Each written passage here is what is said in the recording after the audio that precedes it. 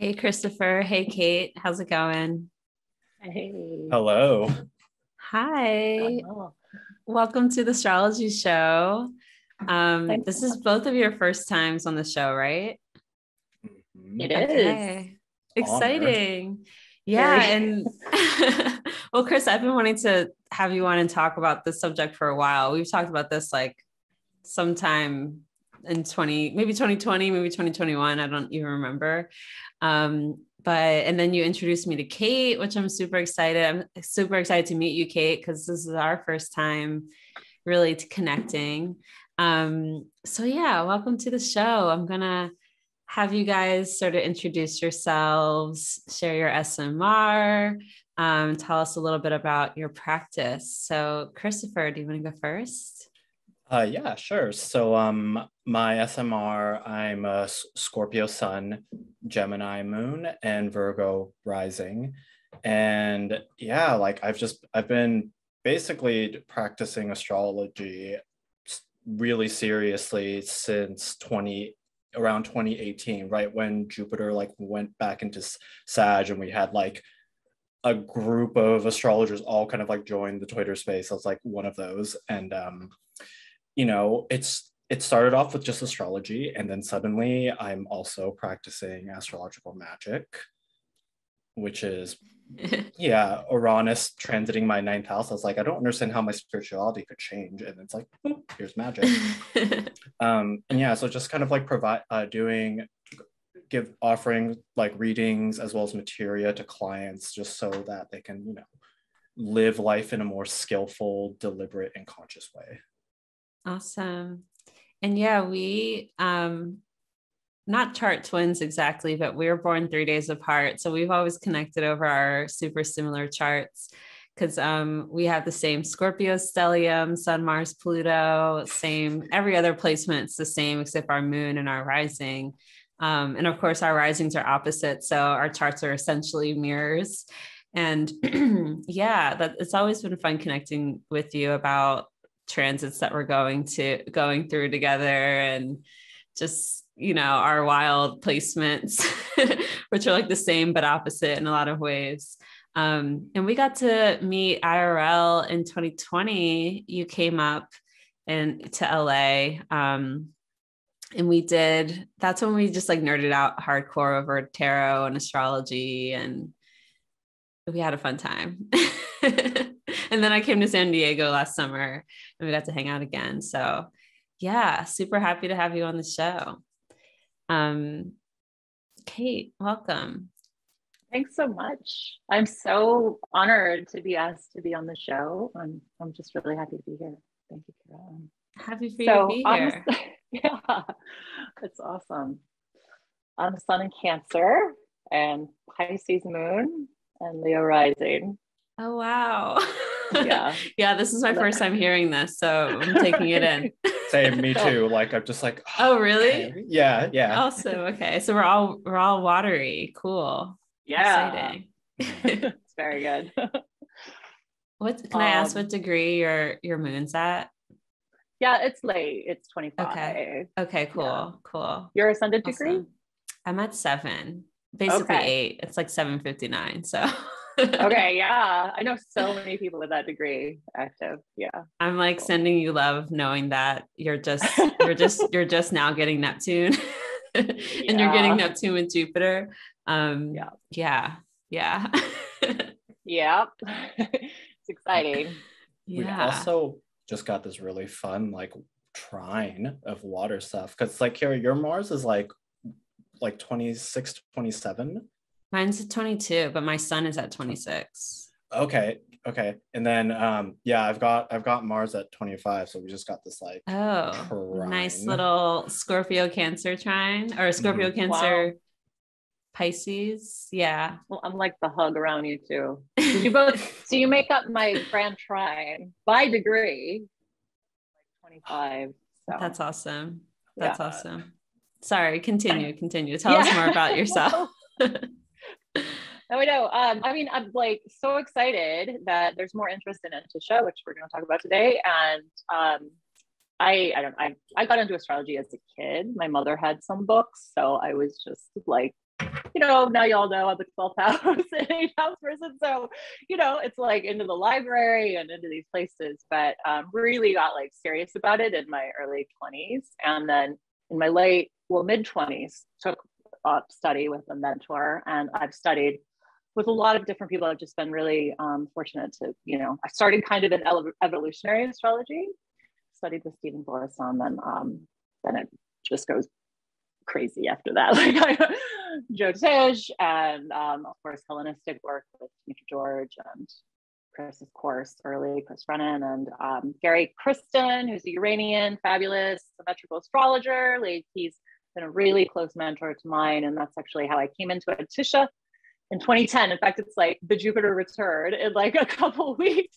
for it. Wow. It's just like entrance into my life. So yeah, awesome. That's like a little bit about that. But I love I'm a pretty technical astrologer, and so I do love like helping fellow astrologers kind of take their practice further when they want to, with kind of more specific tools. And but I do love to read for clients and all that too. Awesome. Yeah. Where's your Mercury? I have to ask. Fine. Yeah, I mean, as the chart lord, the sun, it is tightly conjunct Mercury. So, okay. Yeah. I figured that it was in Cancer. Yeah. You can always tell. I think Mercury in Cancer is like one Mercury sign I can just like always pin. It's so specific to me. Maybe because my sister has it, and I grew up with her. But I just feel like Mercury and Cancer people, I don't know, you guys just speak with this like sweetness, and it's not necessarily like, like a baby, like not like a baby way or anything, but it's just sweet. I don't know how else to I don't know how else to say it. I always think it's like really, I can tell when like a Gemini has Mercury in Cancer, because like they just talk differently than you would expect a Gemini to. Totally. But anyway, yeah, this is our first time connecting. So nice to meet you. Welcome. And how did you and Chris become connected? Internet. Twitter. So Instagram, I think. I've known about Kate's work long before I had the joy of like connecting with her. And it's when I started studying like Hellenistic and was starting to see clients, like this question, I just kept seeing aversions like pop up over and over again. And then it was just sort of like, it seems like there's something more than just saying, oh, like a quarter of your chart is just like a blind spot. And then Twitter conversations happened, and then which led to looking at Kate's work, and then just sort of like kind of going from there. So, and then eventually I think I was just like IG, like stalking you, and then just like liking all your paintings, and then just like sending you messages. Oh, so nice. I love our connection there. I do feel really, it's really interesting to learn that you also like have a Gemini moon, but it's early. So I have really close relationships with so many early Gemini or very late Taurus. So there's definitely a sensitive point there. Sensitive link. That's sweet. That's awesome. Kate, is that some of your work behind you? Yeah. Got a couple. Wow. Yeah, that's this awesome. Was actually called Water Bearer. And it just, I named it after, I wasn't, but anyway, just with the great conjunction, the Jupiter Saturn great conjunction, it's like, oh my gosh. That's awesome. They're beautiful. Yeah. If you're listening, you can always pop over to the YouTube and watch this version. And also I would actually recommend, if you are able to, and you are a more visual learner, we will be kind of sharing some charts and some visuals with this episode. So you can just head over to our website. You can watch it from there. You can watch it straight from YouTube. Yeah. And I guess we should get started, right? I didn't say how we know each other, Chris, but we just became connected over Twitter. I think so. Yeah. I think that's what it was. Mm-hmm. Somehow I'm like trying to remember like how, like what had happened. this just seems like it. A lot of my relationships was kind of like just little conversations that just sort of like kind of like picked up. Yeah. And I was thinking about that with sort of like, because like Gemini and Cancer being kind of like Antiscia each other, and it's like with that like safe, comfortable feeling, like Mercury and Cancer like is through words and very skillfully learning how to bring people in, incorporate them in a way that's inviting. Whereas Gemini is just sort of like, I'm just gonna ask a bunch of questions because I'm just curious, and then they both kind of like end up doing the same thing, this kind of like adding, collecting sort of a thing. Yeah. Together, yeah, joining. Yeah. Okay, we should get into it. We should get into it then. Because like, Did I meet you at Norwalk? Probably.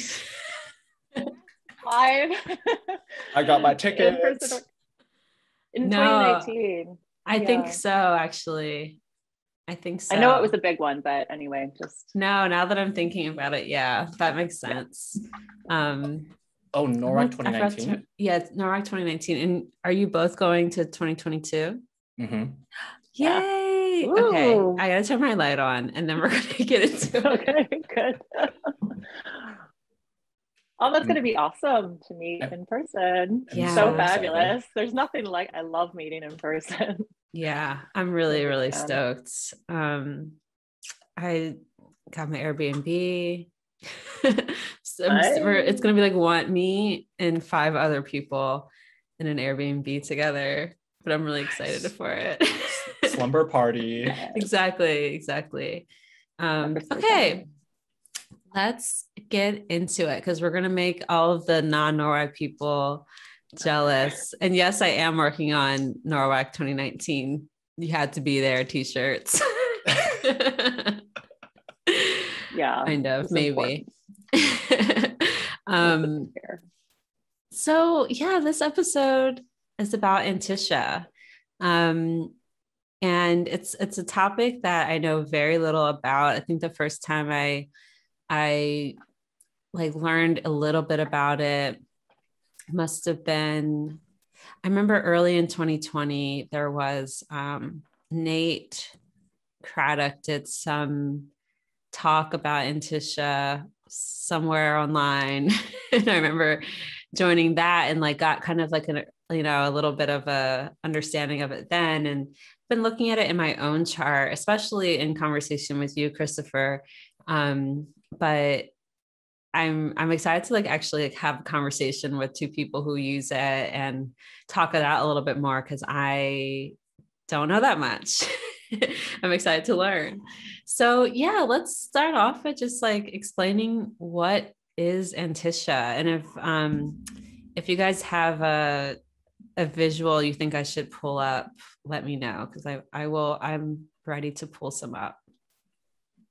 Whoever wants to go first. I did send you some diagrams, but you know what I didn't send was like, which I like to look at it is like through the lens of the ecliptic and the equator intersecting, because these things, like the astronomy of it, can seem really overwhelming, I think, to a lot of astrologers. And it's really simple, actually. I'm going to pull up the diagram on Alice Sparkly Cat's website, actually, because they have a cool article about this on their website, but there's a pretty cool diagram that I'll pull up to show. Is that kind of what you mean? Yeah. I'm not used to looking at it in this orientation, but this works. The solstice points and the equinox. No, that's great. Like, it's all about intersections. I mean, much of astrology is about intersections. That's what the zodiac is formed. You know, like, it's great circles on the planet. It's our equator and the sun's path from our perspective. And those solstice points are where the sun, of course, reaches its maximum latitude. So from our perspective, and that's like the Tropic of Cancer in the northern hemisphere and the Tropic of Capricorn in the lower, like literally on the planet. And that's where it planes out. And those solstice points, of course, are the solstice. So it's the standing still point, and the equinox there where it intersects with the equator.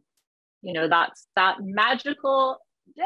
I always think it's just so incredible that it is, right? It's like, yeah, just mind blowing that especially like I'm in, you know, Seattle, northern region, that everywhere on the planet just has that reset of even day and night. Like it's not surprising that that it's been regarded that ingress chart, the Aries ingress and Libra ingress charts are so important.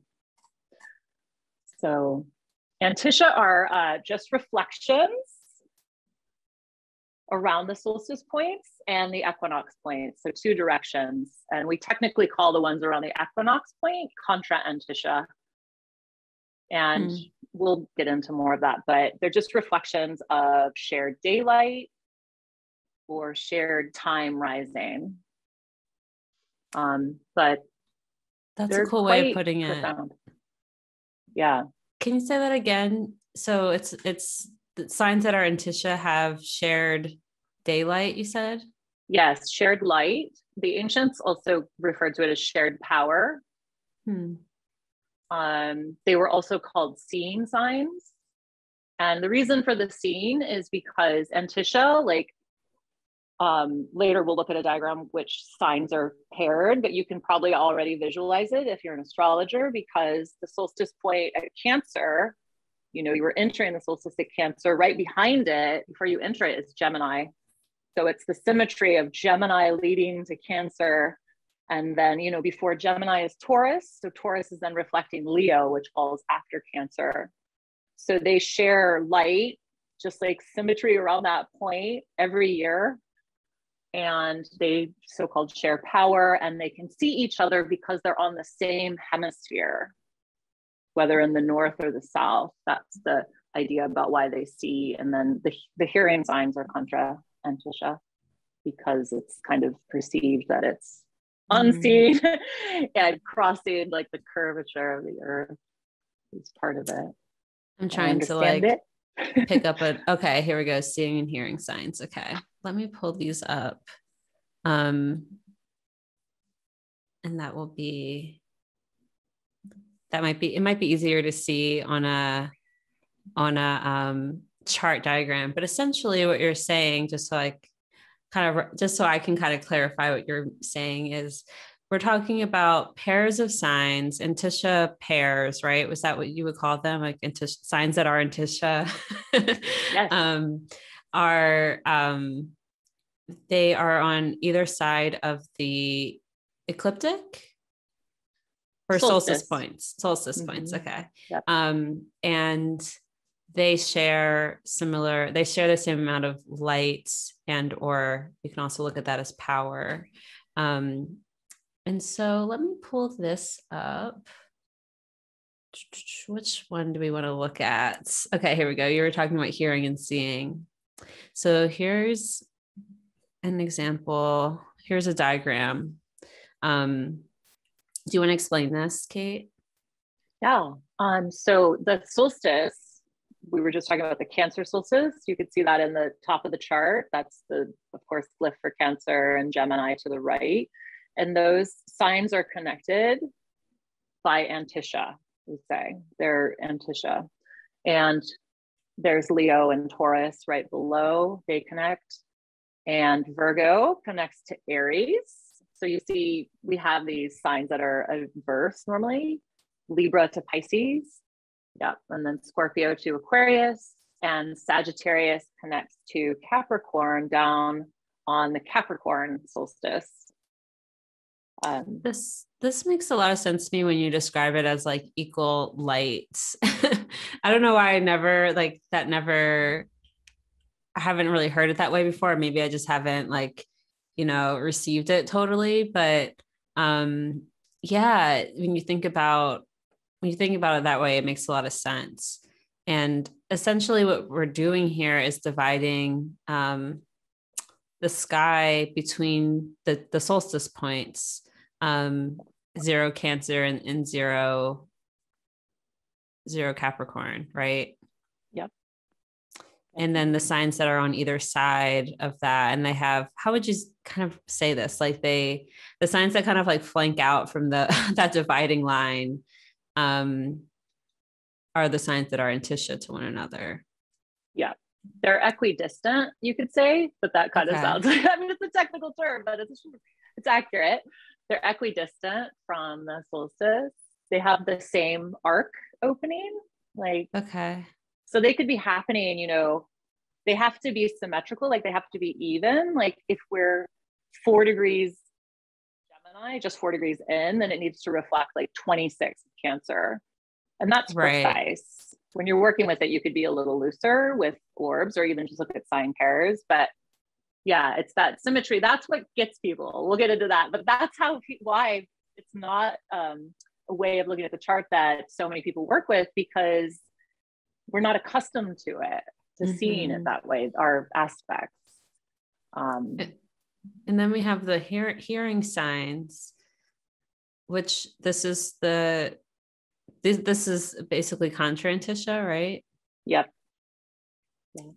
And that's the sign, basically the contra Antiscia is the sign opposite of the Antiscia sign. Yes. Okay. Yeah.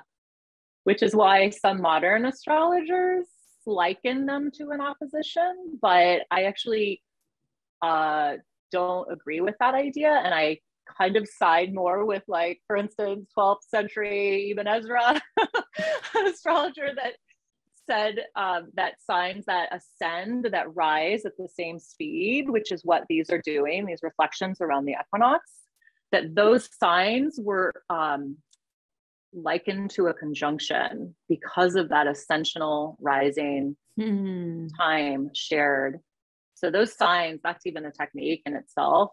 You can look at the ripening of signs that rise. I know this is like so technical, but it's such beautiful. No, I love it. Also, like, work. So yeah, astrologers since you know, thousand years back have regarded these signs as being a way to mitigate aversion, like Chris brought up, and that they were an aspect. So it's really wild that they're have fallen out. Yeah. And that's the thing about Antiscia, is that it's sort of regarded as like the hidden aspect, right? Or a shadow aspect. That's kind of how I've come to understand it. Yeah, I guess Chris, or Christopher, I'm trying to get into the habit of saying Christopher. Me too. How do you tend to describe Antiscia to people? I basically just say that they're reflections, and I'm playing really a lot on kind of the idea that if you've got, you know, the sun, you've got to have a day in, let's say, Sag season, then over in Capricorn season, there's going to be another day that's going to share the same amount of light. So in a sense, they're both kind of are happening. They both have this like connection that's going on. And then with contra Anticias, I've always like, the part that kind of stuck out to me was just sort of like the commanding and like obeying distinction. And there was this and I really like that contra Anticias are actual like opposites, whereas oppositions themselves, like there's usually a quality that's shared between the pair. And I'm speaking of like temperament, whereas like signs of contra Antiscia, they're dichotomous to each other, just like completely. So, and yeah, to me, it's just like another, I haven't found a better way to describe it, but I generally have been saying to people that Anticias are an aspect, but they're not, even though they're based off of the sun, and the clip, that they don't function like a ray-based aspect, which is what I find so fascinating about them and why they're so powerful. And then in Kate's lecture, she had a really easy way of kind of like connecting it, which is you're always looking for mutable to cardinal for the pairing, and then the fixed signs, this is really fascinating, is that they're all in Antiscia and contra Antiscia to each other. Yeah. Big square. Yeah, which is cross-border holidays. So fixed, right?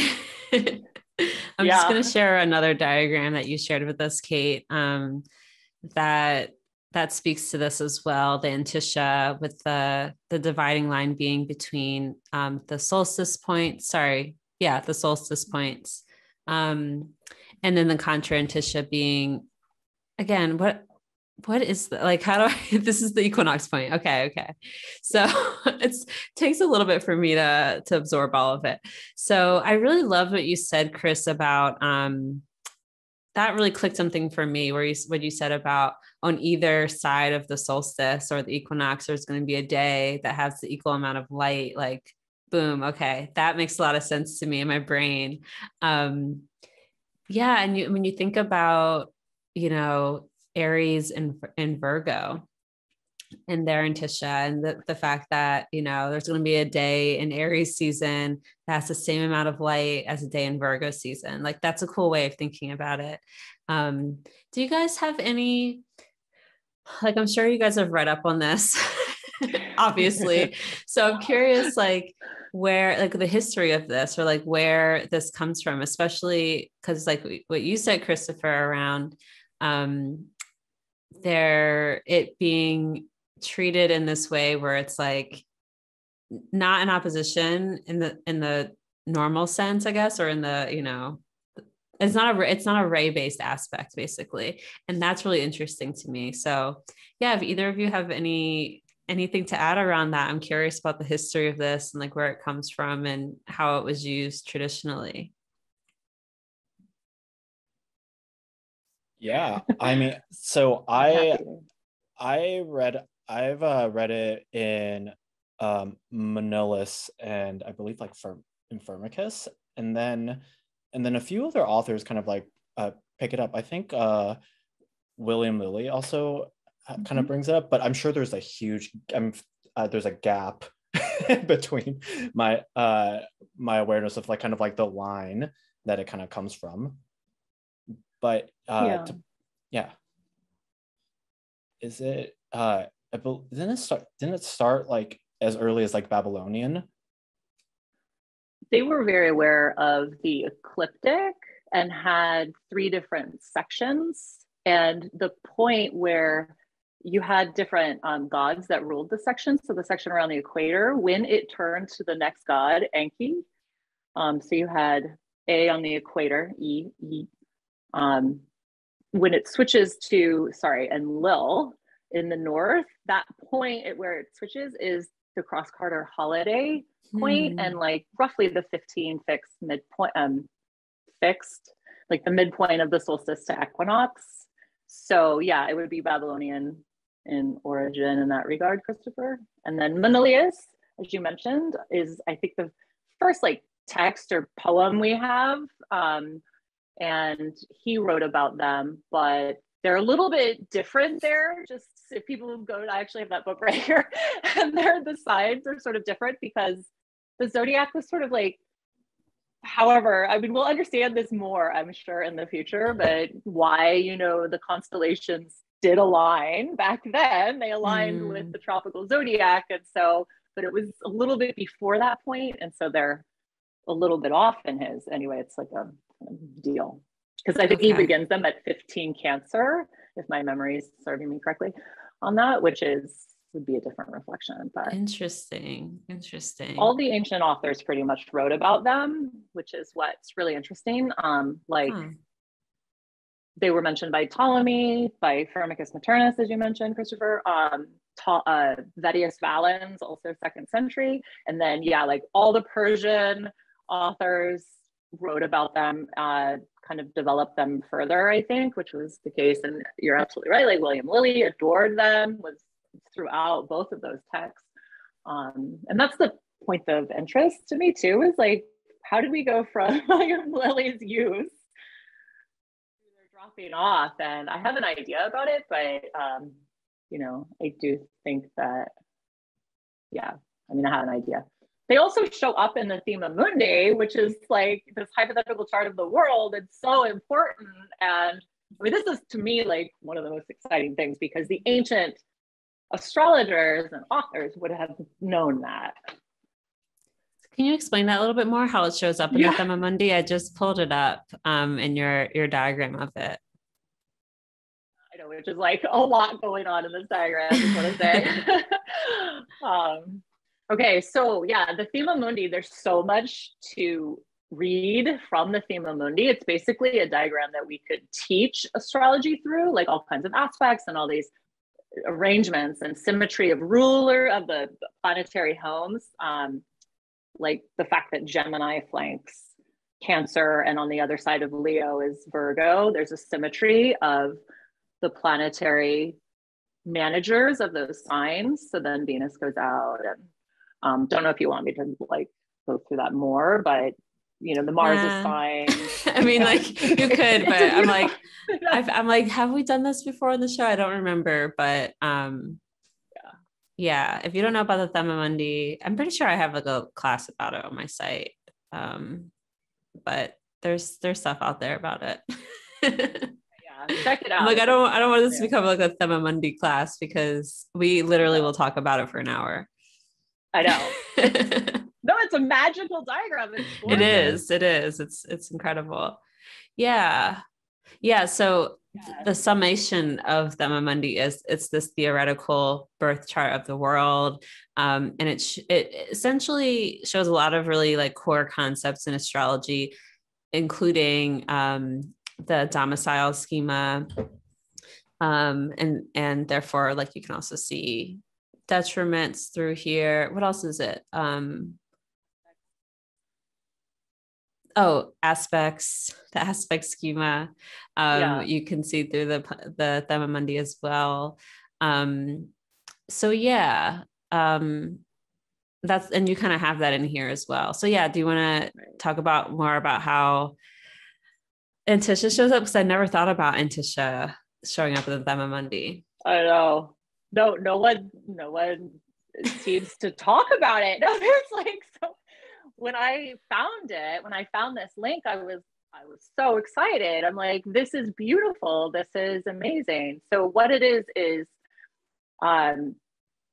you have basically, you know, we work with the sun and moon. They are like paramount, right? You're either born during the day or at night, and that's the light of the day or the night. So important. So basically, to summarize without going into it, like the moon ruling the night is symbolized by like the sextile. The sextile is also ruled by Venus, but you know, the moon and the sextile connection is strong. And for the sun, it's the trine. And then in the Themamundi, what I found is that if you look at Venus in the place of exaltation, it sextiles back to its domicile, Taurus, and Sagittarius to Cancer connect. This is Jupiter's domain, like Jupiter has exaltation in Cancer, and it connects by contra Antiscia to Sagittarius. In the case of going back to Venus from Pisces, it connects to Libra by Antiscia.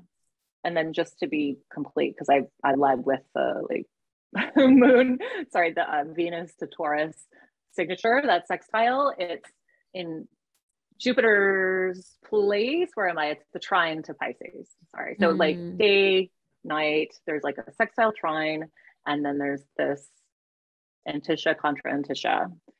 And the thing to say about it, for viewers that are seeing the diagram, it's probably a little bit more clear, because you can see that the other planets are sort of placed here, and that the planets Mars and Saturn connect actually by square and by trine and sextile to their fellow sect. And those benefics, so-called benefics, Venus and Jupiter, they never had a second aspect without Antiscia. So Antiscia and contra Antiscia become that second aspect, just like Mars and Saturn have this second aspect of the square, because Mars and Saturn then also, you know, trine from their location. Saturn's location in Libra exalted, trines back to Aquarius. And for Mars's exaltation in Capricorn, it's sextiles to Scorpio. Yeah. So that's the pattern. And it seems really clear to me in that. Okay.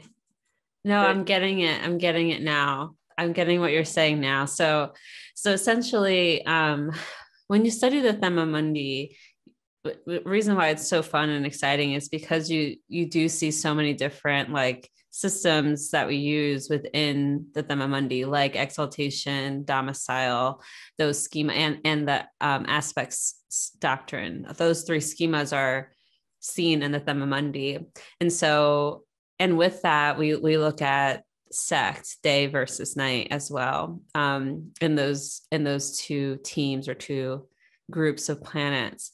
And so when you start to like learn this, you start to realize, you start to kind of see all these different patterns that show up based on the sects, the two sects. So for the day sect, Sun, Saturn, and Jupiter, we get the pattern of seeing a lot of trines.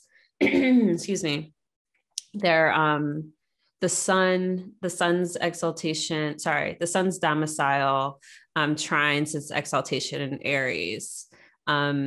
Saturn's domicile in an Aquarius trines its exaltation in Libra. Sorry, I almost said Saturn again.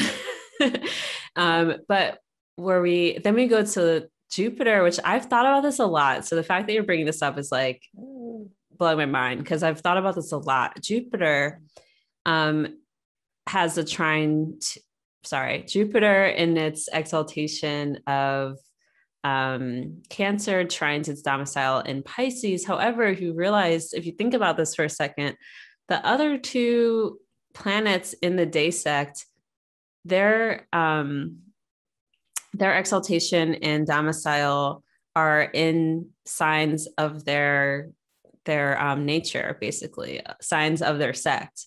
They come from, fire and air signs, whereas Jupiter, the other day sect planet, for some reason, we're starting from its nocturnal domicile, not its preferred domicile, to look at the trine and find its exaltation. So that's really interesting. And similarly with the night sect, we see with the Moon, Mars, and Venus, we see the pattern of the sextile coming into play. The Moon's domicile in Cancer sextiles its exaltation in Taurus. Mars's domicile in Scorpio sextiles its exaltation in Capricorn. And then we get to Venus. Venus's domicile in Taurus sextiles its exaltation in Pisces. But as you were saying, where there's like both Venus and Jupiter kind of have these weird, almost like missing aspects. And that's where Antiscia comes into play. So you're essentially saying that contra Antiscia also kind of belongs to the day sect in terms of these patterns. And Antiscia belongs to the night sect in terms of those patterns. So that's really interesting. I'm going to have to like sit and marinate with that a little bit, because I have never thought of it that way, but that's definitely unlocking some stuff. All the astro nerds are going to be pulling out their Thema Mundis and like reading them constantly tonight. Awesome. Okay. Yeah. Yeah, go ahead, Christopher. Yeah, I remember when I heard that, saw that for the first time on Kate's lecture, it was just like, yeah. And the one thing I find so, and I also think it just has so much like weight, because we know the Thema Mundi is all about symmetry. So there's just no way they would just like create the system and just have like this gaping blank. And I was just thinking about this, but I find it so interesting that the Antiscia like placements are with both of the benefics. And I was just thinking about how like Antiscias are a mitigation to, in my opinion, one of the most difficult aspects, which is the disjunction or the aversion. Mm-hmm. Mm-hmm. Yeah. Let's talk a little bit more about that, because in traditional astrology, and as seen in the Thema Mundi, we have these aspects, right? We have these 5 Telomeric, what we call them Telomeric aspects: the conjunction, the sextile, which is 60 degrees, the square, which is 90 degrees, the trine 120 degrees, and the opposition 180 degrees. And then of course the conjunction, which is co-presence or 0 degrees. So we have these 5 aspects, and then anything that kind of falls outside of these, we traditional astrologers, at least, we just say, well, they're reverse. They just don't see each other. But then Antiscia comes in and really like brings, kind of solves that puzzle, solves that question of like, what about the connection between Pisces and Libra, you know? So yeah, that's part of it. Did you have something else to add to that? Yeah, like when we add Anticias into it, and it sort of just adds more nuance to a version. So now instead of just having these like 4 from, like, if we were to look at the, you know, whatever signs on the ascendant and the 4 signs of version, now we have a pair, which is Antiscia, and then we have like the disjunction. So then I think that just both gives more weight to an actual disjunction, as well as like, you know, having that Antiscia connection and showing, just showing, I think it just makes the disjunction more important because it's not like a quarter of the chart now. And I think astrology as sort of as an interface of kind of like understanding our events, like it has to be given like language and kind of like these specifics on all things. And I think there's just some things where it's just like there's almost like a feeling of alienation or an inability to like even connect or engage with. So yeah, it seems to bring out. Yeah, sorry, go ahead, Kate. It definitely pulls things out of the shadows. Like I've noticed, you know, not to get into examples so much, but like a friend who's a Virgo rising and has an important Aries planet. And it's so apparent in this very earthy Virgo rising and person that has a lot more earth in the chart as well. And it's like, you really see it. It really comes through. It breaks through the like darkness of aversion and really pulls that planet, like in this case, to the ascendant, in a very like visual and expressive, a qualitative way. So yeah. I have a question for you guys. Because it's not ray based, are we still only looking at planets, or do you take like points into account, or like lots even into account? Yeah. Yeah. Yeah. I mean, the Persian authors would even talk about looking at lots and things. I mean, really, like, so definitely 2 angles in the chart. Now, I don't know if I would incorporate house cusps because then you have to deal with which house and all that. But if you're doing that, you know, just stick with whole sign for now with this. But the angles of the chart, so the ascendant, descendant, the rising and setting angle, and the midheaven, point of culmination, and under earth, I see, absolutely very powerful. So reflections to those points, they pull them into the world. Yeah. Yeah, my mind's just like going right now. I know I have my Mercury is exactly conjunct my midheaven, and so that Antiscia point is the same for both my Mercury and midheaven, but it's my Uranus. My Uranus is like basically exactly Antiscia my Mercury and my midheaven, so I'm like thinking more about that now. Wow. But to kind of go back to like in Capricorn. My Mercury is in Sag, my Uranus is in Capricorn. So yeah. And Neptune probably also. Yeah, and my North Node, they're all there. Ooh, yeah, we got that. Yeah, that's right. We both have like that. Having a connection with the world. So you just said Mercury MC reflects Uranus, and the node is with Uranus. Yeah, they're like a degree apart. That's awesome. See, and those are like really personalized points from the system that I studied under like Gary Kristen. And so you love to see these personal points and angles because they're the most personal points in the chart, you know, especially the angles and the sun and the moon. But the nodes are like connections, because just like we were talking about with the circles of the world, they're intersections. How we like intersect. So the more the merrier on the axis. Like you love to see. I love this. And then it's Uranus because it's technology, of course, and astrology, frankly, especially with Mercury. That's so cool, like to have that Yeah, much going on in this axis right here that you're talking about of Sag, it's so Capricorn. true. Yeah, and I I, guess you have that too, Christopher, huh? I think so, but I think my one emphasizes Neptune more. So Mercury is Mm-hmm. actually Ooh, my ruler of my ascendant. And then I have that Mercury reflecting Neptune in the third, between fourth and fifth. So then wow. I find that like really, like kind of like really interesting. Also explains the ADD stuff a little too. But the magical work and that you Yeah. create from home also, there's just so much to it. I'm just like starting to get a feel. Wow. Yeah, That's that makes a lot of sense. That's so funny because yeah, I mean, Chris and I are 3 days apart, so your Mercury is a couple degrees past mine, but my Neptune, yeah, it makes sense based on based on what I know about our charts. Yeah, so I guess I want to talk a little bit more about just like how this shows up, like what if someone's like, yeah, I have two planets in Tisha, like what is that? Yeah, how does it show up? We talked about kind of being like a shadow conjunction almost, or like almost like a hidden conjunction. Do you have any like not examples necessarily, because we are going to go into examples, but I mean, if you have something, quick to talk about, but just to further explain that.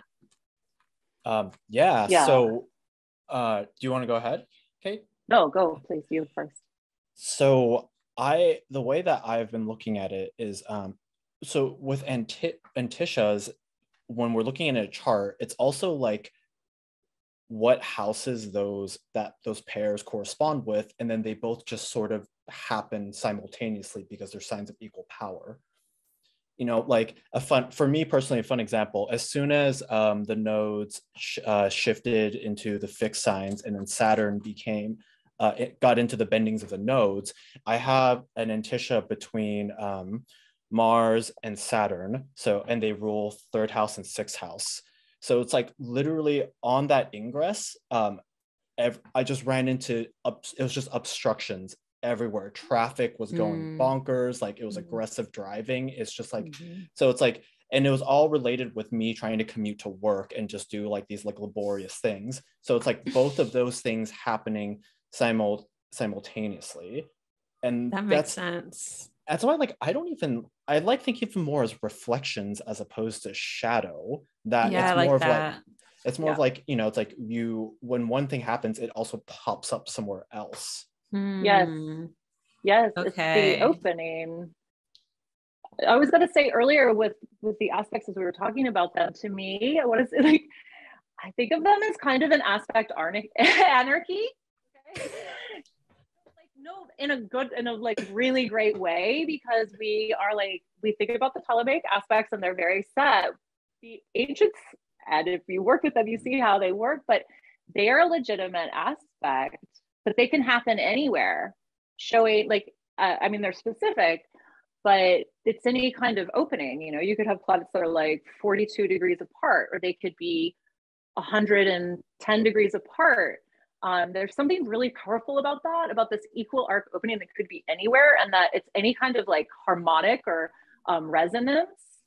Like this is, and then also, Christopher, you just brought up how it was the ingress, it was a transit that activated this signature for you. And that also, I think, is really important with their activation, just like you illustrated there.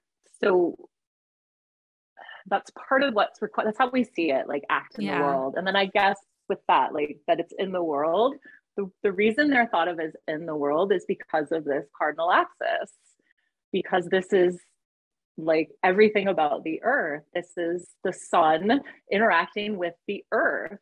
And so Mhm. it's like we are alive and breathing and taking in the light and water of the earth because of this intersection, because it exists at all. So they are said to like symbolize or represent the earth and the world and like manifest, I guess. I love Things manifest. that.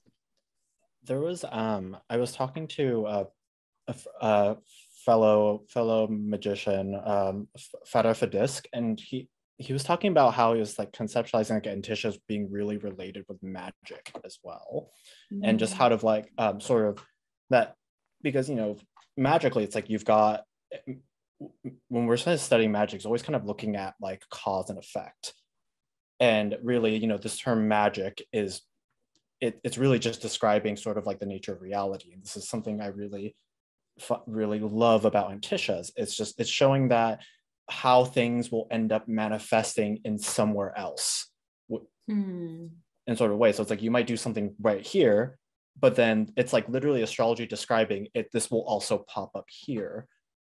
And it's really interesting too when you meet people who actually have that like Antiscia pairing, and then it creates this very compelling like connection between the two. So you're talking about synastry. Yeah. Yeah. I knew someone whose sun is Antiscia, my son. And interesting.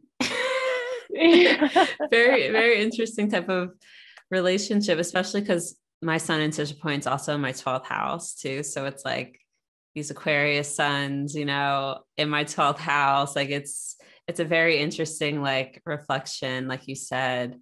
And I really love that reframing of like reflection, and the idea that like the cause and effect, like something happening here and kind of showing up somewhere else, because that's also brings up the imagery of a reflection, like the sun kind of hitting the mirror in one way and bouncing off of it, and displaying an image somewhere else. And then I'm sure you can probably like reflect on this too, between your pairings of Saturn and Mars, like being in Antiscia, especially since they're in the fixed sign, so it really gets externalized. So it's like another fun one just for me personally. I love navel gazing. Is that when I'm being deliberately like, if I'm like running late for something, then like it literally will manifest as like obstructions. Like, so suddenly then traffic will be like ridiculous and will be blocking me, and just it's like something from the third house where it's just like, oh, I decided I'm going to do the Mars thing and just do what I want to do, and then part of like the Saturn Mars square and the consequences literally is like physical obstructions to the things that I have to tend to. Wow, that's so interesting, thinking about how we both have that, but yours takes place on the lower hemisphere of the chart in this very physical, tangible place, and mine's in the 9th and 12th, which is a lot more mental. And it's like all these like mental roadblocks like constantly coming up for me. That's so interesting. Yeah. And not to say that the 3rd and the 6th can definitely be mental too, but for it's me, like physical. It comes up. Yeah. It is more physical. Yeah. I was going to say, I feel like for me, it definitely comes up a lot around like, I mean, probably travel. I haven't traveled a lot. I will be traveling a lot this summer. So we'll see how it comes up. Especially as the South Node hits my Mars. But yeah, I just kind of want to echo like transits being like the best way to kind of track this stuff, because that is absolutely how I've been making sense of all of this, over the past couple of years. I was like really trying to figure out like why I felt such a hard Neptune presence for a while. And yes, it was squaring my my Mercury for a long time, Neptune and Pisces, but there was something else. I was like trying to figure out what it was. And then I realized it was stationed in an exact Antiscia to my Venus. Wow. Neptune when it was at 20 Pisces, my Venus is at 10 Libra. And I was just like in Fantasyland over some boy probably. And I knew I've been there so many times. So I knew it was Neptune. And I was like, what is it? And then I realized like, oh, it's been all month just stationed into my Venus, and no wonder. So the transits, I think especially like the slower moving transits too, right? Like the Saturn, the yeah, all of those, all, you know, the outer planets, when they hit those Antiscia points in your chart, you really feel them. Absolutely. That is such a great example, that Neptune to Venus. I think I remember that one myself. It's been a while, but it's such a known like signature. And I do think there's something about Antiscia in them, right? But yeah, like it's but there's no like denying that you were having a Neptune transit to your Venus, even though by these other aspects, the Telomeric, it just falls outside of that. It's does not count in that regard, and they're really not minor aspects, I don't think, you know. Yeah. Yeah. Yeah, we didn't really talk about we kind of touched on it, but like the degrees of Antiscia. And I know, did you say, Kate, that you had sort of the formula? Can we talk about the formula so people at home can do it if they please, if they don't want to, you know, do the math. If some people like doing math by hand, which I'm one of those people, I love doing the formula. So do we want to explain that to folks? Yeah, let's talk about like the numbers. And I also want to say, because Christopher, you mentioned to me the other day about using like the dial. I mean, it's the quick and easy way to see Antiscia. So we'll talk about the numbers first. But I have to say, the dial, or if you have a software program, if your listeners happen to, or can get to the Aries point, you can just like, if you can stick an Aries point in your chart, that's another way to see them quickly, because then you could check a midpoint tree and all the Antiscia will show up. Oh my God. It's a little, it sounds technical, for the nerds. I think Astro in the best way possible. I think Astro Gold has both of those options. Like Astro Gold on like the not on the MacBook, you have a dial option, and then even Solar Fire, and then I think Astro Gold you can actually set the Aries point. The Aries point is just 0 degrees Aries. Okay. Yeah. Well, you can look at the midpoints to them by square. That's what you want to do, is do both square and so look at the squares in opposition. But yeah, by degree, because we're talking about reflections, and Christopher mentioned earlier that it is cardinal that will always pair with mutable. So just keep that in mind. It's always cardinal to mutable. You'll never have something outside of that. And then fixed to fixed. So then you're just basically, you know, each zodiac sign is made up of 30 degrees. So they just want to reflect. You just want a reflection of numbers. So if it's 22, it's going to be 8, you know, roughly. But the more exact, the better. And really, I keep my orbs just for technical astrology, like really, they're, you know, down to 3. I mean, I don't, you know. Yeah, that's pretty standard too, folks. If you're curious, like most astrologers use a 3-degree orb for most aspects, I would say. I mean, you can definitely, depending on the planet, you can go wider. The moon's orb, you can, you know, make bigger, what have you. But typically we're looking at 3 degrees for most like near exact aspects. Yeah. I will add though with that, when I say 3, I mean 1.5 applying and 1.5 separating. Okay. So I really I mean a 1.5. Okay. So like, that's I like that. I deviate. I definitely think everyone should follow that.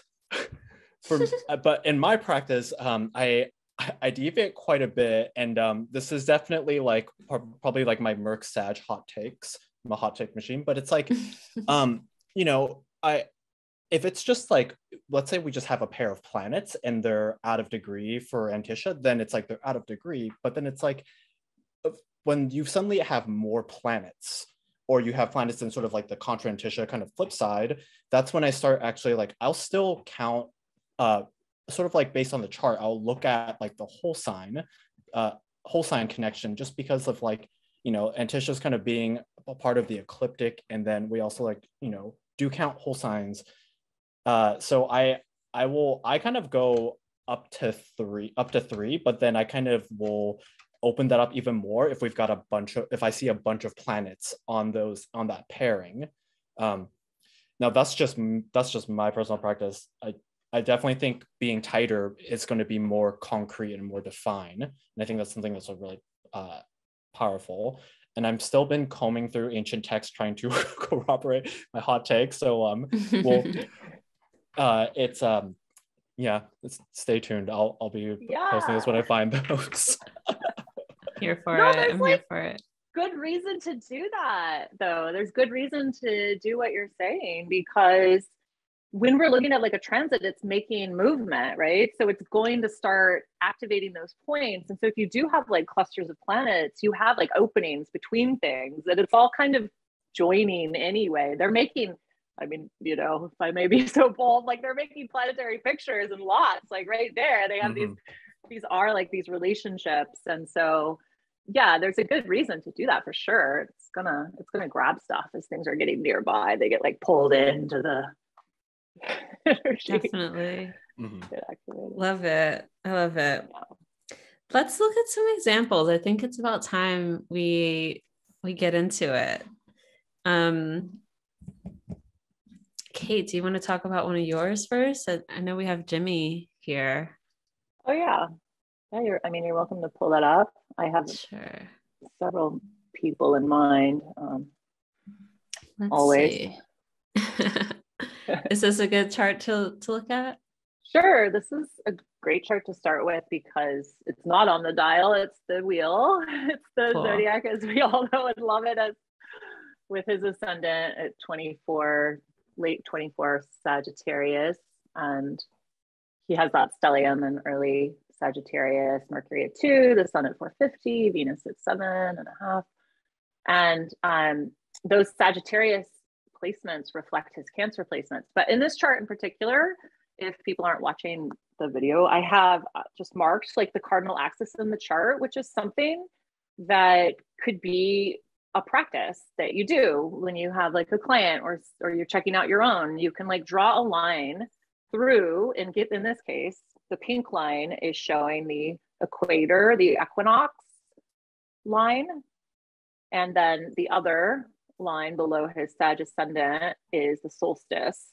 So that's the cardinal axis. You could just draw it in so that you can visually kind of think of the cardinal axis in there. And right away, like you can see that there are symmetries around this axis just by drawing it in. You kind of see that symmetry falling away from the equinox line. And yeah, you can just see this similar opening on either side, right and left. And so you begin to eyeball, you know, when you play with Antiscia for enough time, you do begin to see them and you see the numbers. And like, this is a great example of what we were just talking about, Christopher, too, because like he has groupings of planets, several in Cancer. He has a Moon Jupiter conjunction in 2450 for the Jupiter and 28 for the Moon. And they're reflecting those Sagittarius planets I just mentioned, but in a way they're like for sure all in like communion over this contra Antiscia contact point. And we have been like with another friend using the language like sacred marriage, like a marriage. And you also mentioned that, Christopher, with how temperamentally these signs are complete opposites, unlike sharing sect or so-called gender on oppositions. So all the Sag there is hot and dry, and Cancer, of course, is cool and moist. And so like in this just one statement of Jimi Hendrix, you have a completion of all the elements and like qualities in terms of there's hot, cold, there's dry and moist. It's like, there's nothing more in our zodiac.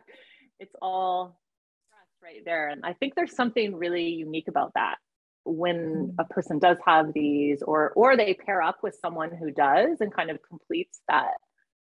I think there's something really whole, like holistic making about it. And yeah, I mean, I love this example just with like Jupiter reflecting Moon Jupiter excitement, reflecting this Sagittarius creativity and just the drama, that very like one of a kind sort of feel. And then Moon Jupiter also reflects those Gemini placements, the Saturn Uranus conjunction below his descendant. And I mean, that is amazing. Just his chart is incredible. I think it's like a beautiful thing, but Saturn, Uranus, like innovating, and then excitement and really wild change to music generally, but like the moon and Jupiter tying into that. So making it bigger, making it more exciting, more like connected to the public. And yeah, Neptune also. And if you think about his like, Hendrix just completely like opened up like the sonic vocabulary for, for like rock. And he was just such an avant-garde figure that like, I remember like talking to people, they're just, when they're recounting stories, they're just like, people were literally like scared of him. But then at the same time though, you have him like adding his flair, his like that Sag energy into, because like when I think of Sag Cancer being contra Antiscia, like Sagittarius, it's like, it's got this, it sees a vision, it sees a universal truth, and it wants to do the Jupiter thing and like homogenize the world to that. And then we have Cancer, where Cancer works with what is there, and it's like growing and nurturing. So it's like Sagittarius is like not really accepting, whereas Cancer is accepting, and it works and it responds. So this contra Antiscia, you have both those things going on. You have Hendrix scaring the crap out of people with just his like showmanship, his and then at the same time he has songs like the Star Spangled Banner, just like so classic perfect, right? American songs, and he's got just such a variety of different styles and everything with that like Moon and Saturn kind of connection as well. So it's like, I know. It's an exciting start. Wow, that is really good. That's a good example. He has so many. Christopher, how about you? Do you have one that you want to, I know you sent me a couple. Let me see which. Wow, you put so much information into your charts. I love it. Do you just want to do, I'm trying to think which one would be kind of like let's do 4. Okay. Cool. So do you want to tell folks who's listening on audio what this chart looks like? So this chart has got Cap rising at 0 degrees 57 minutes, and there's a few Anticias going on here, but the one that was really fascinating was sort of the Aries and Virgo Antiscia. So this client of mine has a fallen Saturn in a day chart, angular in the 4th, and then has got Sun in its Sun, Mercury, and Moon in Virgo. So the Sun in its joy, and this person, they grew up in a very hard environment. So this person is pretty old, and they're living through their Uranus return right now.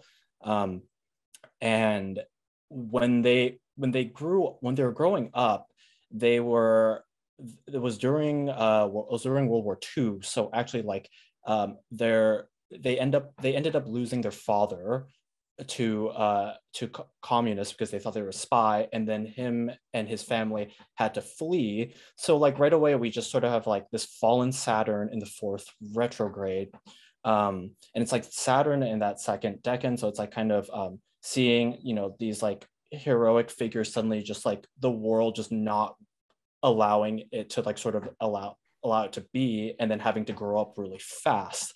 And this person has a very hard very, very hard like life, early life kind of growing up. Yet we've got this and we've got this like Antiscia kind of going on, and because of those experiences with Saturn and Aries kind of like in the fourth, that ended up molding sort of how how this person sees the world and how they sort of skillfully navigate through it, as well as like just kind of like what they're holding within them. And this person is like kind of meeting them. It's very interesting because there's also that contra Antiscia between this person has Venus in Libra opposing that Saturn, and then in contra Antiscia with that Virgo, that Virgo stellium. So this, like the first time I met with this person, we almost got into an argument. So there's this like but then kind of like when we went further along and got to know each other better, that's when I started seeing this like the Venus in Libra popping up before I ever like actually knew what their chart is. Met this person at the coffee shop that I worked at, and then ended up getting a reading from me. So but it's like, but there's always a little bit of that, like there is that disconnection between the way that they sort of operate in the world and how people see them, yet at the same time like what they actually see. And that's like sort of this like Antiscia and contra Antiscia pairing kind of all happening between each other. Yeah, I noticed the sun is connected too, also to the midheaven and the IC, which feels really important with what you just talked about in terms of the relationship to the family and the father specifically. Just noting that 28-2. Yeah, that's like an exact Antiscia between the sun and the IC, and then contra to the midheaven. That's really interesting. Yeah, especially as the sun is the exaltation ruler of the fourth too. Mm-hmm. Yeah, and it's like after this person's father got assassinated, they basically fled their country into a refugee camp run by Nazis. Wow. So just kind of right at the like an early age, sort of like seeing just so much, like having to take on so much responsibility and kind of carrying so much weight at the same time. And even after all of this, like this person just has an incredible spirit, and just the fact that they wanted to get a reading still, and it was really fascinating because it's like this person is living through their Uranus return. I'm not sure what I could tell them that they don't know already, but yeah, it was. Oh my gosh, you would just affirm so much. This is like the power of astrology in retrospect, to affirm our lives, to affirm people's experiences in extremely deep ways. Like what you have to offer, come on, it's incredible. I mean, I think that's really one of the sacred powers. I like to say astrology saves too. I just have to say that. Absolutely. Yeah. Astrology saved my life. Yeah, for sure. Same here. I'm just like, yeah, this person was born probably like a year or two before my dad. I guess 2 or 3, because my dad's also in his Uranus return. Wow. But he was born with the Saturn Jupiter conjunction in Taurus. Yeah, wow. That's a really good example, especially just like that sun, Saturn, the Aries Virgo stuff. Yeah. And without that Antiscia, it would like you would miss that connection of how those kind of very painful early experiences of sort of like contradictions from the world, having to take on responsibility, like you would just see them separate from kind of like the way that the connection with like the absolute. And I always say the ninth house is trying to touch the face of God. Absolutely. Without that Antiscia, you would miss that. Is this person religious? Ooh, sorry. Is this person religious? No, I wouldn't. No? They don't. I don't think so. They didn't seem. I think they're spiritual, but they are not tied to a specific denomination or practice or lineage. Gotcha. But really big dramatic moves in their lifetime. Yeah. Pilgrimage piece. Yeah. Wow. Yeah. Very much so. Another great example. One more? Does anyone have one that they really want to share? There's tons. Can I just say one? It'll be so short that Christopher can Yeah. share one after me. It's going to be so short. Of course. Okay. President Barack Obama. Okay. Let me pull up his chart. Oh, cool. I wonder if I have it, if I can find it. Yeah, it's probably in public charts. I'll pull it up. But go ahead. You can start talking about it. It's just such a great synastry example, since that did come up, and I don't know if. Oh yeah. Synastry is really fun with Antiscia contra Antiscia. Yeah. Mm-hmm. I agree. It's just a really cool, like, boom, solid example, because Michelle Obama, we don't have a time for her chart. Okay.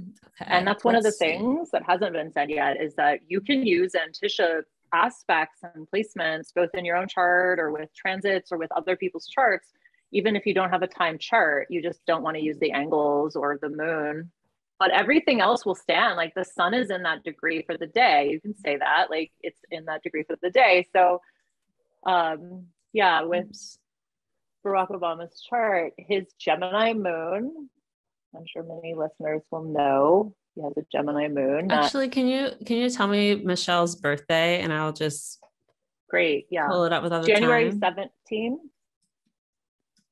1964. Cool. All right. So we don't know if the moon's right, but otherwise this is likely. Okay. Sorry. So you're saying his Gemini moon? Yeah, no, that's great. So his Gemini moon, also an early gem, reflects her sun. Oh. Love, because it's Gemini to Capricorn, normally averse. Sacred marriage, like real true opposites in that regard. And it's powerful. It's a really close connection, degree based. Yeah. It's just one of those, like, I love that. And his Saturn also happens to be there, where her sun is. And that's also important because he's moon Saturn on the axis. And that's like a public, administrator or public servant, like caring about the public. And it's incredible.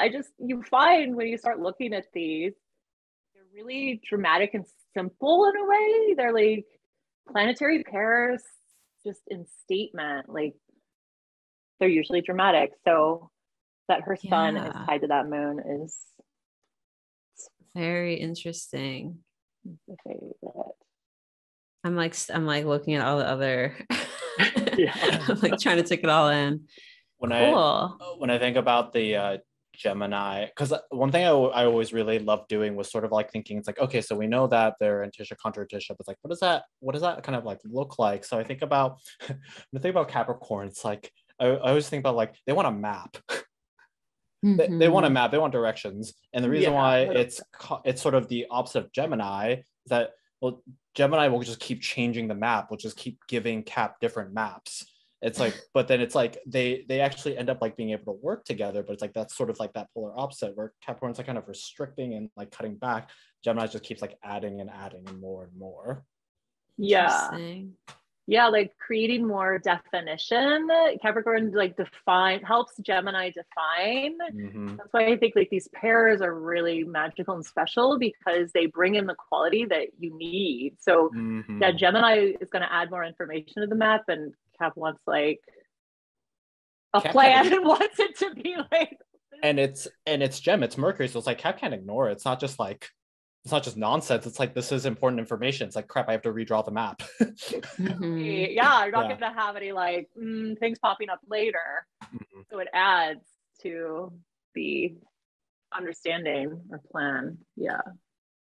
It's interesting looking at the Obama's charts here, because like you said, this moon Saturn reflection would speak a lot to his like public service and the duties to the public, and how Michelle's sun coming in here and sort of like highlighting that and activating that, not necessarily by transit, but by like, just relationship. I think for sure, like her being there by his side, definitely reflected well in the public as well. I think just like her and who she is being like, not to say that that's like what got him the presidency or anything, but like it definitely helps, like their partnership and how solid they are. I think definitely helped his overall image. So that makes a lot of sense. There's also the Antiscia. They have just so many. They're a power couple. Just yeah. Yes. King and queen. But like Neptune, Obama's Neptune to Michelle's Aquarius too. Gonna kind of really seeing that, like it just really, they just seemed to work so well together. So it's like that. It's like that Neptune on the MC. I think it was one of the reasons why Obama was so successful, even under such difficult conditions, like institutionalized racism, like breaking that class ceiling. Is that Neptune's being able to sort of like, well, I guess the way I see outers is like other people just kind of projecting, and then he ending up like kind of doing stuff based off of those projections. And I think that like Saturn and Scorpio and Antiscia connection, that Saturn kind of helps, like, I won't say like not even like ground it, but just sort of like direct it, because, you know, Aquarius is just as dreamy and idealistic. The ideals. The ideals. Like concretizing the vision. I mean, you could picture them together, really coming up with how to execute and pull things off. But then also the Neptune piece, as far as being like, well, projected on like crazy on the dark sides of Neptune, and then being like completely blocked and like drained of really his power to do what he needed to be doing for the public. So like you do see, like, I know kind of the whole story here. Great example. I like seeing the synastry example. Do you have one more, Chris? No, I think that's like a good amount. Yeah. Okay, cool. Yeah. I mean, I'm trying to think. There, I have like my chart ruler is Jupiter and Virgo. And it's not Antiscia by degree, but it's pretty close to my Jupiter is at like 12, we could say 12 Virgo, and my moon is at 14 Aries. And I always wondered about those two and how they can't see each other. But both have so much to do with like my embodied, me being embodied, and thinking about them as like, this anticial pair. Does that even make sense? Reflecting each other. Well, you've also got Venus and Libra. So it's like you've got both of those axes. So that kind of like that wave of influence. And, it's like, and I see both of that, like that moon in Aries and that Jupiter in Virgo. It's like you have that like sort of combustive quality, kind of like literally within your body, just like kind of like ideas, this, that, and just very excited energy. But then it sort of becomes grounded in this like in the Virgo like refinement and sort of like the streamlining power. And so it's like, okay, so here's the idea, like streamline it, idea, streamline it, idea, streamline it. It's like, you're constantly like pushing the narrative, like pushing more and like wanting to do more, but at the same time everything comes out so like refined. Just like, so it's like and you've got those three like all kind of intermingling with each other, the contra Antiscia between benefics and the Antiscia between Jupiter and the moon. That's a really good way of thinking about it. Thanks. I feel like that makes a lot of sense. The like Aries, my moon in Aries is just like, I want it, I need it, like I have it, sort of thing. And like, let's make it happen. And the Jupiter in Virgo is very, it's like, okay, but we need to make sure it looks good and it functions properly. And then that it functions in a way that's useful for people, because Jupiter wants to help. Definitely. The definition. I love that pair, the Aries Virgo. It's great like pair, perfected. The first person, it's funny you that was the first example you brought up, because before I studied astrology, I worked with somebody who they said that they were an Aries, but they were just so meticulous at everything. And I'm just like, how are you not a Virgo? They're like, I'm an Aries. I wish I could go back and look at their chart now, because I'm pretty sure they've got some Antiscia stuff going on. Probably. Yeah. Yeah. So, I just realized we like started to talk about the equation and never did. we never said it. So if you want to like look at a particular point in your chart and figure out the exact Antiscia degree, what's the equation? It's like 60 degrees, right? 30. I don't know why I said 30, 60. yeah. 30. Yeah. I'm thinking of a clock. That's why 60 minutes, 30 degrees. And they usually do 30 and then, or is it 29:59 or is it 30? Well, yeah, just round up for the sake Okay. of this. Rounding up is the easiest way to do it. Yeah. So you write down 30 period 00 to represent the degrees, right? And then you minus the degree of the point, correct? So let's say I was looking at my ascendant degree, and I wanted to figure out the Antiscia point to my ascendant, which is at 7:59 Pisces. So 30.00 minus 7.59. I'm going to do that on my calculator. This Aries Virgo is like let's merge Sagitt and round up 8. I know. Okay. Both in play. I already have it. Yeah. So it's 2241 is the exact Antiscia degree to my ascendant. And I would know, okay, my ascendant's at 7:59 Pisces. The Antiscia to Pisces is Libra. So the Antiscia point to that is going to be this 2241 Libra. Another example, let's say I like to use my sun as an easy one. My sun's at 26 degrees Scorpio. The Antiscia point to that would be 4 degrees of Aquarius. Pretty easy to think about it. Like, again, we're looking for the reflection point. So if you can literally print out a chart and fold it across the Cancer Capricorn axis, and then kind of like unfold it, and you can kind of see, maybe a cool like arts and craft project would be to like put a little tiny bit of paint on on the points in your chart, and then you fold it, and then you can see see the Antiscia point. Maybe that could work, right? Maybe. And then the opposite sign of the Antiscia is the contra Antiscia. Right. Or you could fold it across the Aries Libra axis and do it again. Mm-hmm.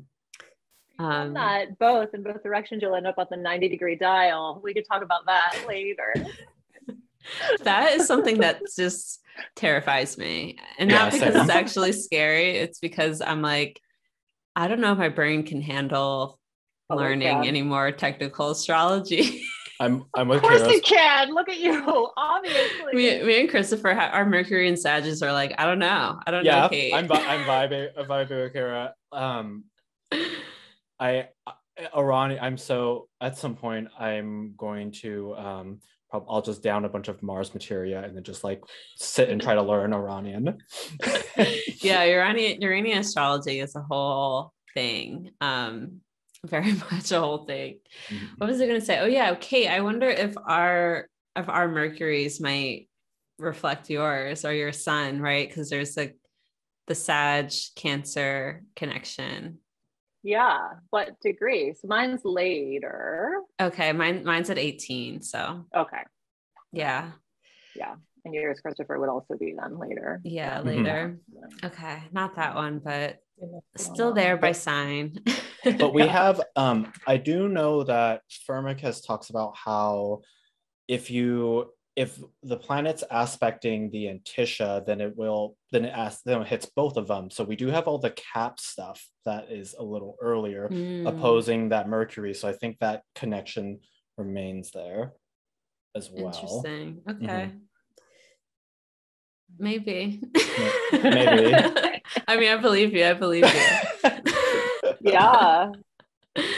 Well, let's see. Do you guys have any like final thoughts to share about Antiscia, how you work with them, or how you maybe suggestions for people who are interested in working with them?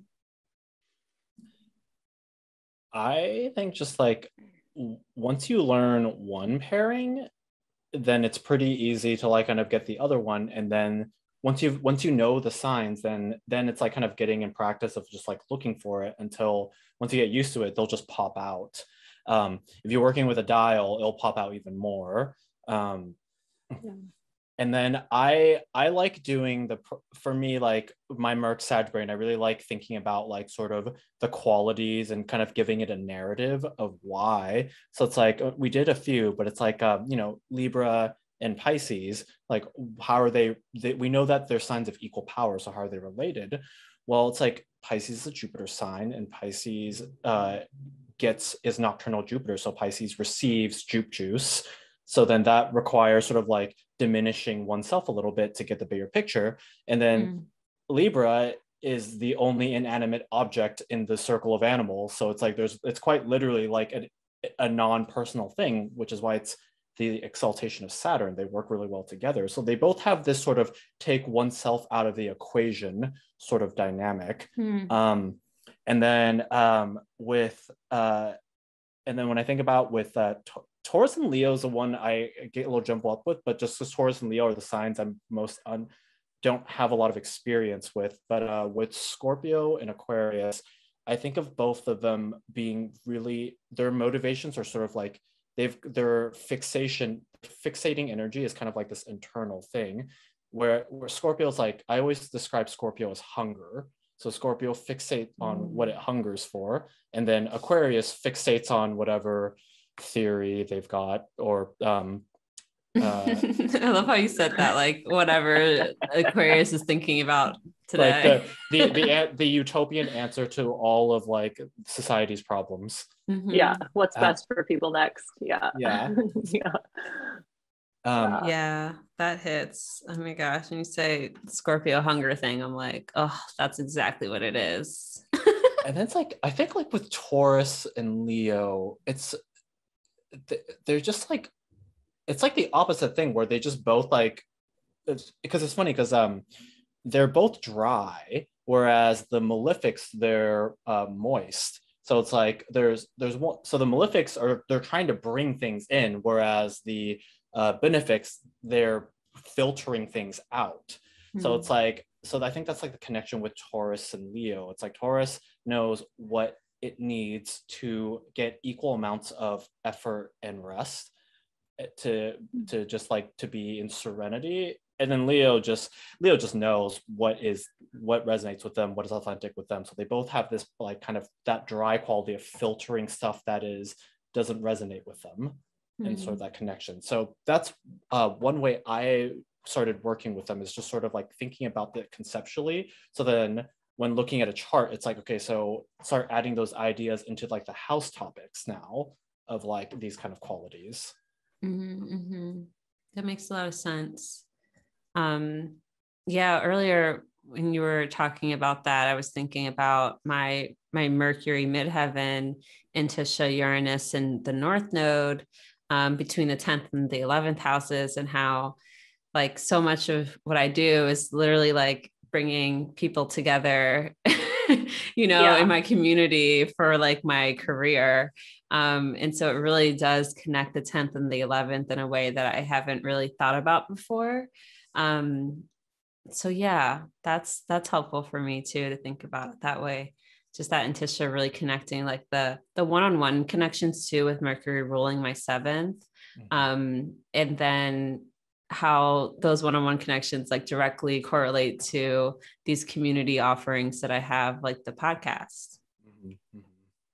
Yeah, I think of the nodes as that as well, like one-to-ones on the world and in the community. And I'm noticing, I'm like fading into the dark. I have to say, I know, I'm like, the node Uranus, North Node, which I also have. I have North Node Rahu with Uranus, but mine's in Scorpio, which is why I'm apparently disappearing into this, like dark night. We're water signs. We love that. We're just like darkness. Yeah. Yeah. But Anyway, yeah, did you have something else you wanted to add, Kate? Like another last note?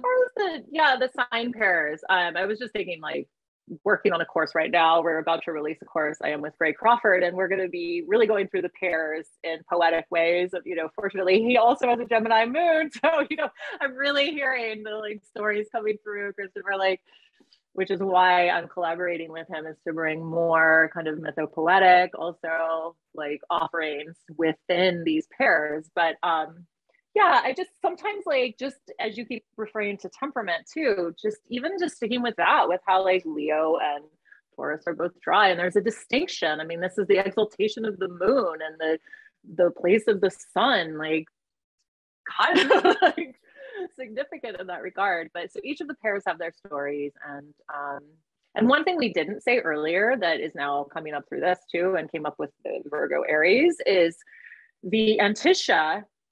Unlike the contra Antiscia, the Antiscia join a quality of dryness. So we've stated this, but I just want to say it like clearly, because that's part of why the ancient astrologers would say they were sympathetic, and they were in sympathy and reception, but there's like an empowering quality with Antiscia specifically. Like, yeah, the quality is like hyper, you really feel it, you really can see it in the expression, whereas that marriage is happening of opposites in the contra. And then also the Venus Jupiter comes into play there too, because Venus kind of in a way is the manager of those Antiscia signs, as has been pointed out with the sextile, and then Jupiter is like integrated more, it's more reciprocal in a way with the contra Antiscia. So you can think of those planets specifically when you think of Antiscia Venus and contra Antiscia Jupiter. That's awesome. And then awesome. There was one more thing I wanted to share. I know we're getting low on time, and I think you said this in your lecture, but it's like seeing Antiscias almost like super trines because they're so empowering. And when I say they're not a ray-based aspect, because I don't know what else to call this, but it's mainly, and the main reason I say that's because they don't follow the left versus right doctrine. Because, it's like, for example, trines are not always great. It's just like more of the same thing is not always a good thing. And then you have the right versus left doctrine. So then there's always one planet that's initiating that relationship. Whereas in Anticias, they're signs of equal power. So they're both happening at the same time, simultaneously. And then I think because there is that one quality that they're a little different, it allows it to be dynamic. So then it gets like dynamic and keeps changing, yet it's harmonious and it's empowering. So Love it. Bringing in the dynamic, yeah. Why they're so creative. They're just like so. Why are people sleeping on them? They're so great. Well, after this episode, we might see a little revival of Antiscia. And of course, with your course, Kate. So I would love to hear more about that, and when you think that'll be available, because we'd love to add some links as well. We're so excited to be offering this. It's going to begin April 21st. So Perfect. Coming up pretty soon, and it's going to be 6 weeks, but we're going to have a break at the end. We skip a week at the end to have an integration period, which also happens to like sandwich Norwalk, not to bring it up again, but it should be really fun to reconvene and then apply and have time for everyone to be going through this in their own charts. And it's just going to be all Antiscia all the time through the whole course. Awesome. Exciting. So we'll add some information or ways to find more out about that in our show notes for sure. Why don't we with that close it out? Kate, can you let people know how they can find you if they want to book a reading with you or whatever, all of your offerings? You can let us know. Yeah, absolutely. So I'm at ambientastrology.com, and I'm also on Instagram, but I'm like, speaking of shadows and all that, I'm like kind of hiding behind beautiful work, beautiful paintings, just blessing the IG feed. It's so sweet.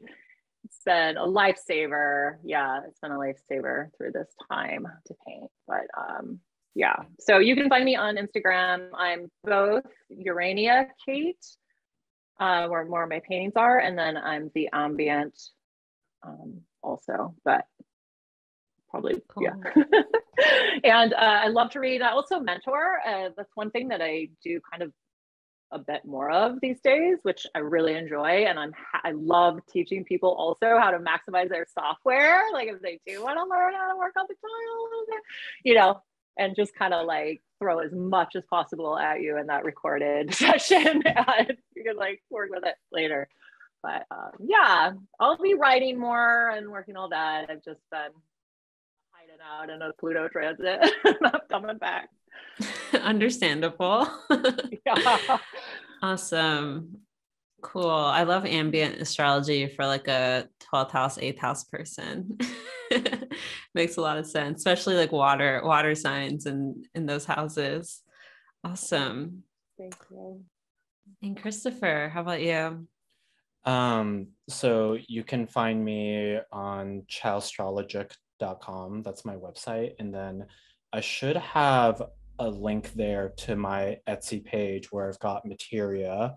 And then I'm on IG, also chowstrologic, for just sort of like informational posts on traditional astrology. And then all my hot takes are on Twitter. That's La Sota de Copas, basically Page of Cups. So I'm also on there, and I'm just offering like still books are still open, offering readings, and then I have I'm going to be collaborating with Janet from Good Sigil on a few different series kind of coming out that we're planning together.